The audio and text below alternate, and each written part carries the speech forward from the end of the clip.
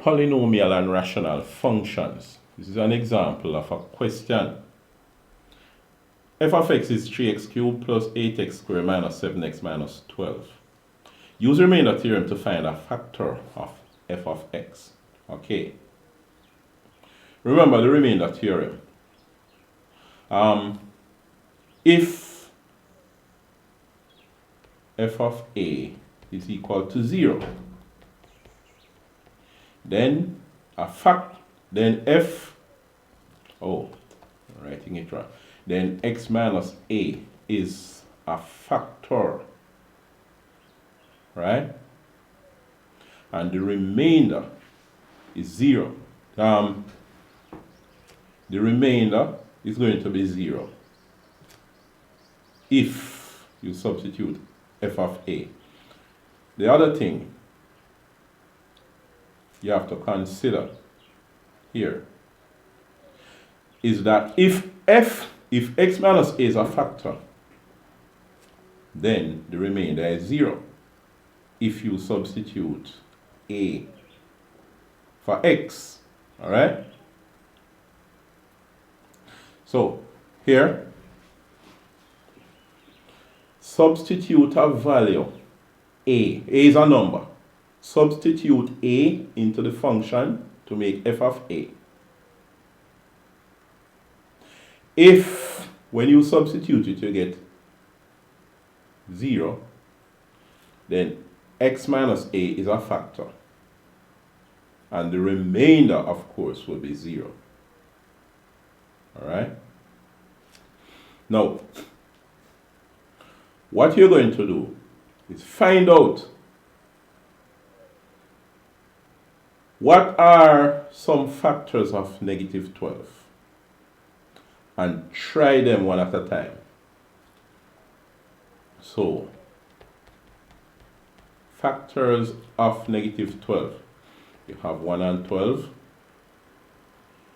You have 2 and 6. Factors of 12.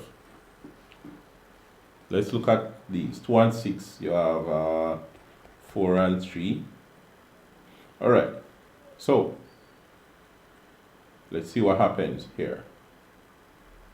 Suppose we try f of 1, and we also try f of negative 1. What is f of 1? F of 1 would be 3 times 1 cubed plus 8 times 1 squared minus 7 times 1 minus 12 is going to be 1 cubed is 1, 133 plus 1 squared is 1, 188 minus 717 minus 12. 8 and 3, 8, 9, 10, 11. That's 11 minus 7 minus 12. 11 minus 7 is going to be, so you have 11 minus 7, 7, 8, 9, 10, 11. That's going to be negative 4. Okay, 4 minus 12 is certainly not 0. So,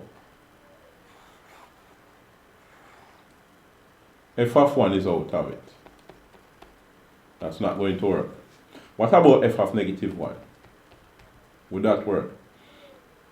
F of negative 1 would be 3 times negative 1 cubed plus 8 by negative 1 squared minus 7 by negative 1 minus 12.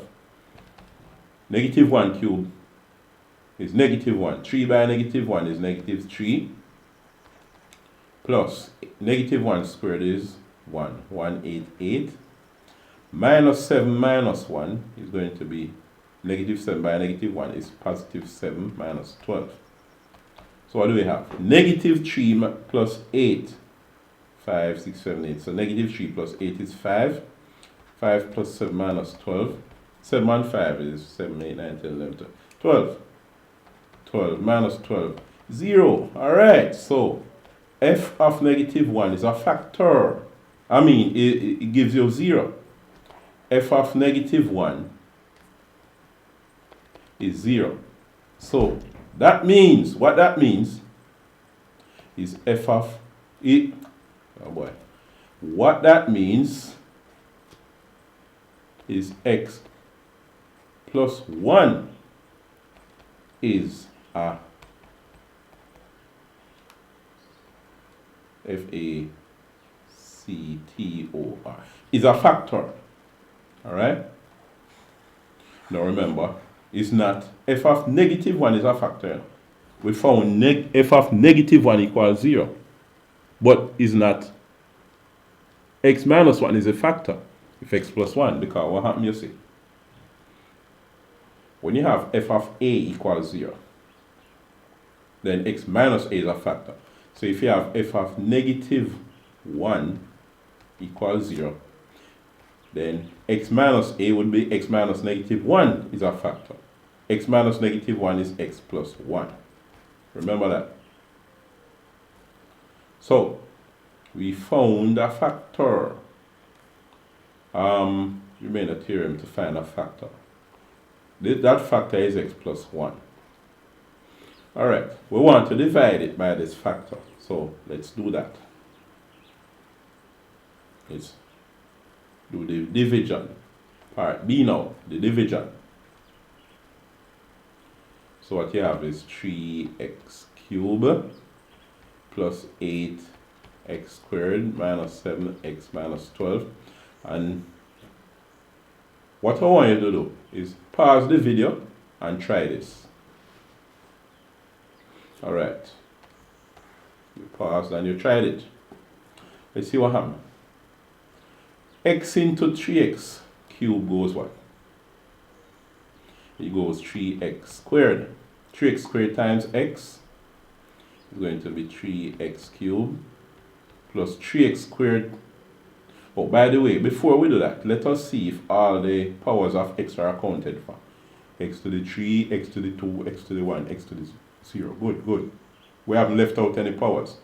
3x times 1 is 3x. 3x squared times 1 is 3x squared. Let's subtract this and this. Subtract these things. 3x squared. Oh, 3x squared times x is 3x cubed. This should be 3x cubed. Same as this, 3x cubed. Alright? So, 3x cubed minus 3x cubed is 0. You can put 0 there if you want. 8x squared minus 3x squared. Well, we know that 8 minus 3 is 5. So it's plus 5x squared. Alright, so that's what we have. Now,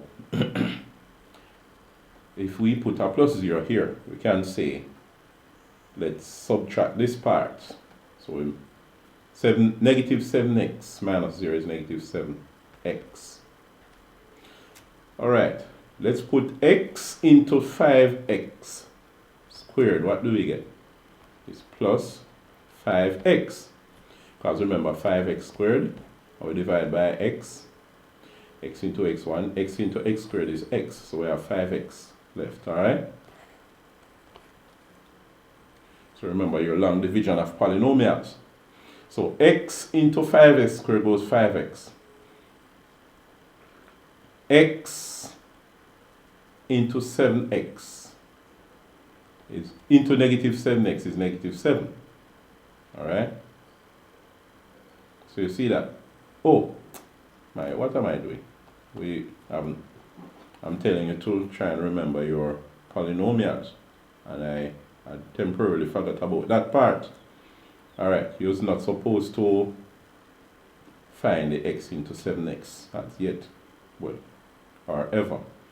Now, here, 5x times x, and you're going to have 5x times 1. Right. So 5x times x give you 5x squared plus 5x times 1 give you 5x. Alright. 5x squared minus 5x squared, all that is gone. You have 0. Negative 7x plus 5x. If you're at negative 7 and you go 5, and you're on the number line, negative 1, negative 2, negative 3, negative 4, negative 5, negative 6, negative 7, and then you say 1, 2, 3, 4, 5. You end up at negative 2, right? Negative 7 plus 5. Or if you owe $5 million and you pay You owe $7 million and you pay off $5 million, you still owe 2. So you're at negative 2x. Alright? At negative 2x. And then remember you line up here. So if you have a plus 0 here, negative 12 minus 0 is negative 12. We can get rid of this 0 here. Alright, so x into negative 2x goes negative 2. Alright? So here you say negative 7, right, and minus 12. Good. Oh, you're subtracting. My mistake. You are subtracting, not adding, right? So here, oh my, I accidentally erased something, there, accidentally erased something. Right, now I found out what I accidentally erased. That part that was over here. So let's redo this part now. So what you have, 5x squared minus 5x squared, that's 0. Negative 7x minus, you're minusing, so I'm going to have to redo the number line part again. You have negative 1, negative 2, negative 3, negative 4, negative 5, negative 6, negative 7, negative 8, and so on and so forth. You're at negative 7, and you minus 5, you go down 5 places. Alright? So, if you owe $7 million, and then you borrow $5 million more, how much do you owe now? 7, 8, 9, 10, 11, 12. You would owe $12 million, so you're at negative 12. Alright? So, that's what happened here. So, negative 12. And then you bring down this minus 12 here. Alright? X into negative 12x goes negative 12. Negative 12 times x and also negative 12 times 1. Negative 12 times x is negative 12x. Negative 12 times 1 is minus 12. Negative 12x minus 12 minus itself, I get 0. So you see, it's really the remainder. Alright. So, here. This is what we have. When you divide 3x cubed plus 8x squared minus 7x minus 12 by x plus 1, you get 3x squared plus 5x minus 12. Alright. So we divide it by this factor. What we get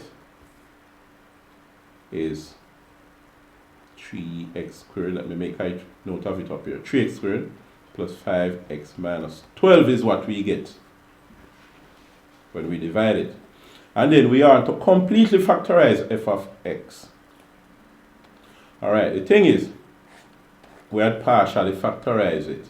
We look at part C. And what this means is that this, you see this 3x cubed plus 8x squared minus 7x minus 12 business here. It is the same as x plus 1 times 3x squared plus 5x minus 12. Right?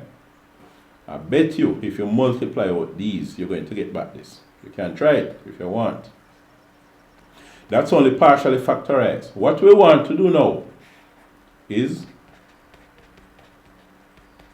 factorize this part and see what happens. We want to factorize that. What will happen when we factorize that part? Alright. We won't have to worry about using the remainder theorem to try and factorize it again. Right? You could, but it might take some time. because you have quite a few factors of x that you could try. You could try 2 and 6, you could try 4 and 3, right? Now, just for practice, suppose we try 2 and negative 2, which we try, let us say g of x. First of all, before that, what we're really going to do is use two methods. We could use the remainder theorem, and then we could use the normal factorization of quadratic equation, the AC method. You could even solve it using the quadratic formula and then using the answers to factorize it. But let's see what happened here. Suppose you consider g of x is 3x squared plus 5x minus 12. The factors of 12 are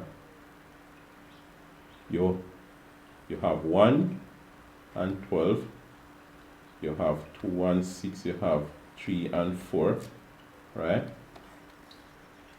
If you try g of 1, remember we use g of x because we already have f of x, so we use a different letter, g of x. Suppose you say g of 1, this would be 3 times 1 square, which is 3, plus 5 and 5 minus 12.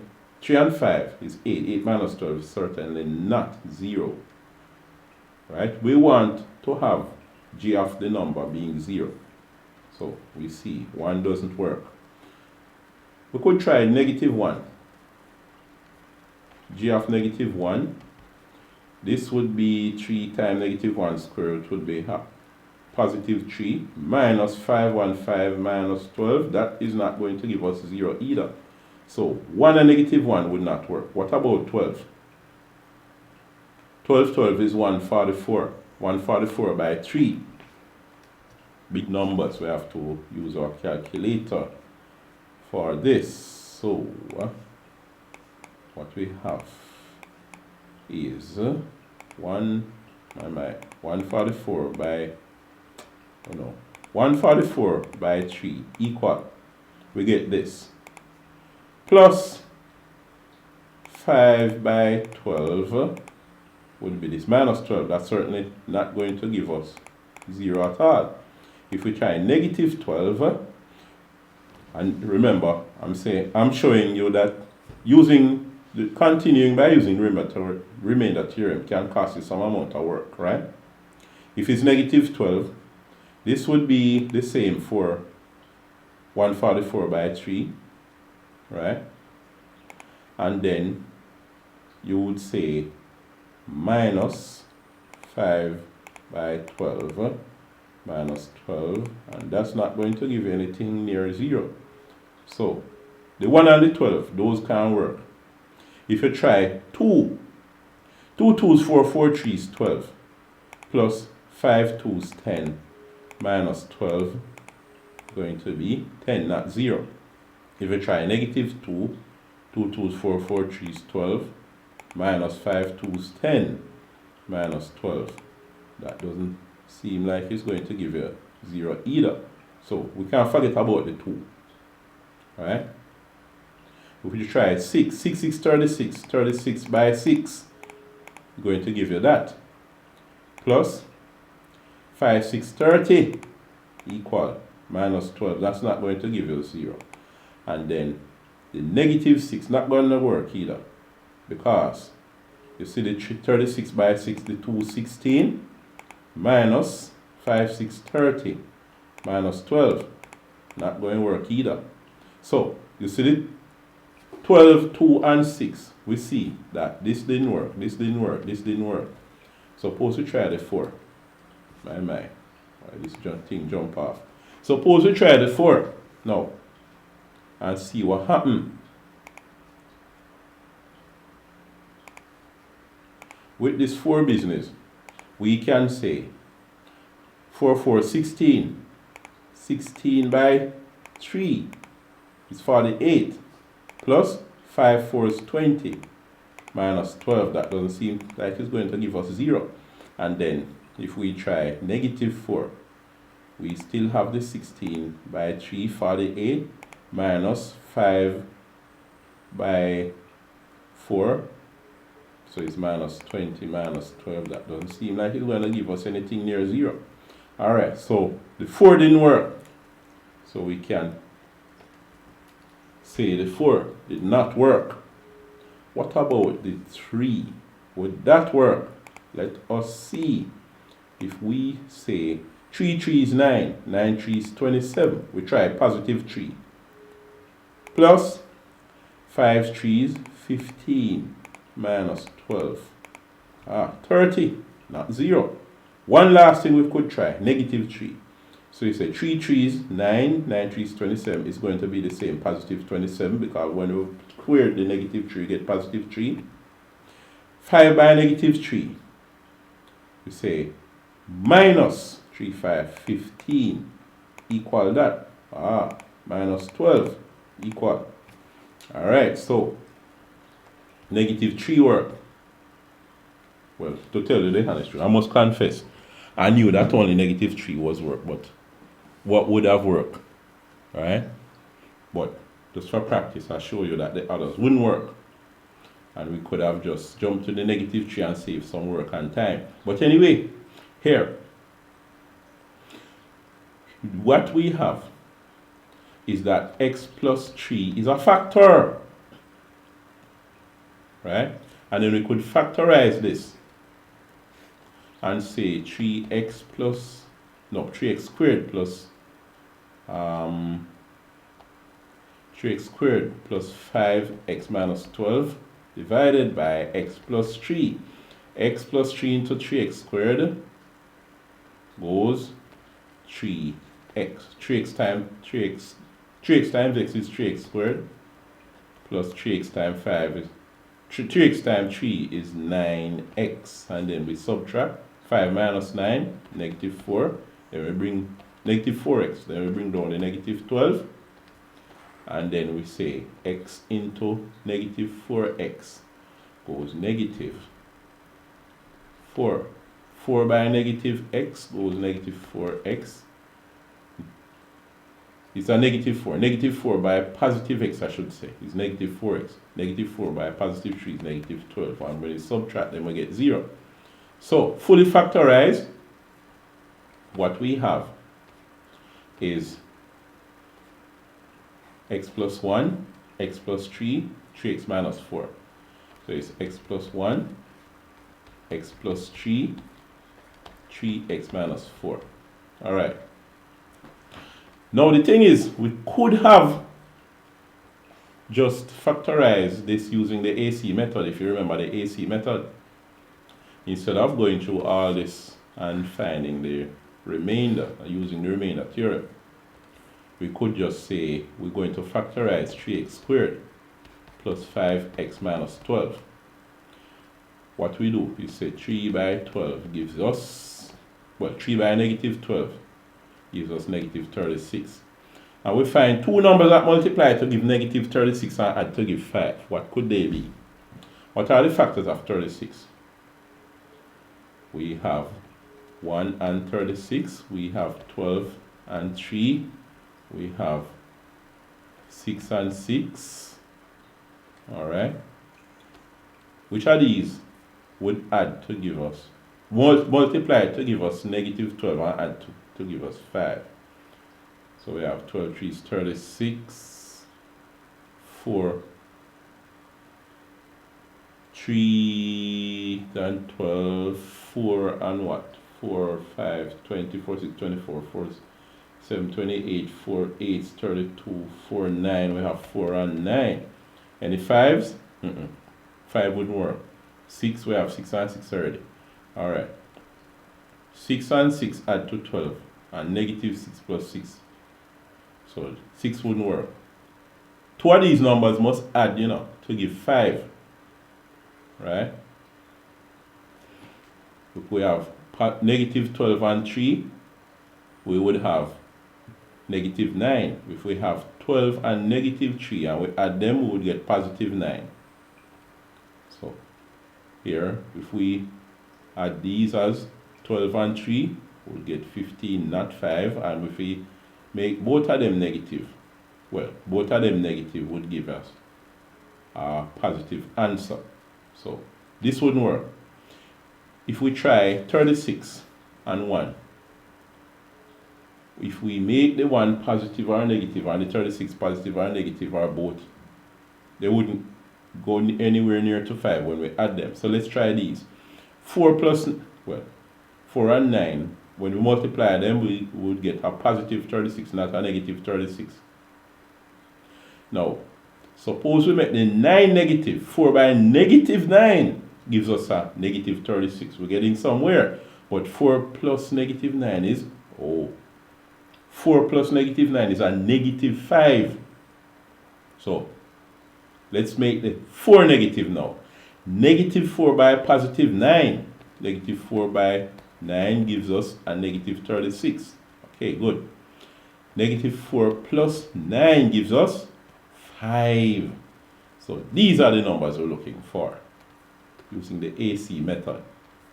So what we have is 3x squared at one end minus 12 at the other end, and we split the 5 into negative, the 5x into negative 4x and 9x minus 4x plus 9x. We could have put 9x before and then positive and then negative 4x after if we wanted, but it doesn't matter. Factorize these. So we have x and then we have 3x minus 4. Factorize these two now. Oh no. So what we have is plus 3. Then we have 3x minus 4. Good. Now we have a common factor. The 3x minus 4 is a common factor. We have 3x minus 4 outside a bracket. 3x minus 4 into x times 3x minus 4 is x. Plus 3x minus 4 into 3 times 3x minus 4 is 3. So when we factorize it, we get 3x minus 4, 3x plus 3. So here, fully factorized, we already had our x plus 1 here, x plus 1. So we write down our x plus 1, and then what we got here is 3x minus 4, x plus 3. Or we could write it as x plus 3, 3x minus 4 to make it look like what we had before. Alright? So, here. Did you understand everything I did? What I want you to do, if not, what I want you to do is write these instructions down and go through this question. Do this complete question by yourself without looking back at my answers or my solution. Alright? Any comments? Put it in the comment section. I will see you in the next video.